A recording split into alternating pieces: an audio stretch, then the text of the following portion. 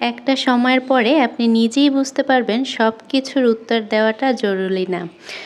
সব কথার জবাব দিতে হয় না। কারণ কিছু মানুষ আপনাকে ভুল বুঝবেই। কিছু মানুষ আপনার ভালো দিকগুলো দেখেও না দেখার ভান করবে। তাই নিজেকে অন্যের কাছে প্রকাশ করতে করতে ক্লান্ত হয়ে যাবেন না। যেখানে আপনার মূল্য নেই সেখানে নিজের উপস্থিতি কমিয়ে দিন।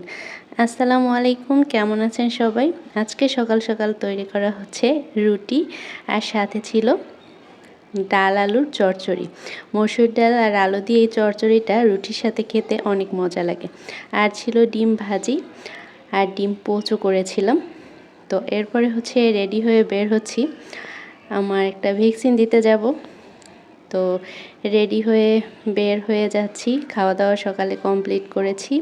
বের হয়েই দেখি রাস্তার অবস্থা একদম করুণ, পানি জমে খুবই খারাপ অবস্থা।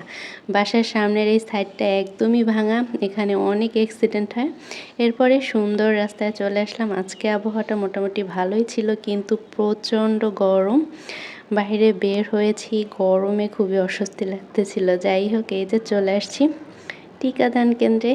তো একটু দেরি করেই এসেছি যাতে ভিড় কম থাকে। তারপরও এসে দেখি ভালোই মোটামুটি ভিড় ছিল বাচ্চাদের।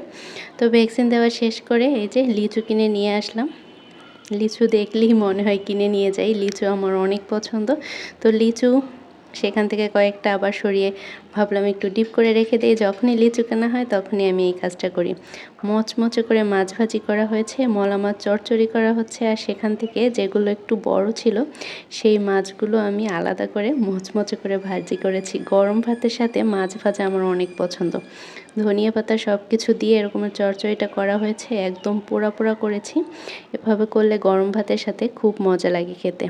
আর এই যে আজকের খাওয়া দাওয়া খুব সুন্দর করে প্লেট সাজিয়ে নিয়েছি। ছিল হচ্ছে পাট শাক ভাজি, মাছ ভাজা, ডিম ভাজা, আর ছিল কাঁঠালের বিচির ভর্তা। কাঁঠালের সিজন আসলে কাঁঠালের বিচির ভর্তা বেশিরভাগ সময় খাওয়া হয়। আর কাঁঠালের বিচিটা আমার কাছে অনেক মজা লাগে, যে কোনো মাংসের পাশে দিলেও খেতে খুব মজা লাগে। গরুর মাংস, মুরগির মাংস দিয়েও আমি কাঁঠালের বিচি রান্না করি। যাই হোক, কাঁঠালের বিচিটা একদম শুকনো মরিচ দিয়ে ভর্তা করেছি, কাঁচা পেঁয়াজ, আর সাথে আমি আচারের তেল নিয়েছিলাম। শাক ভাজিটা খুবই মজা ছিল খেতে।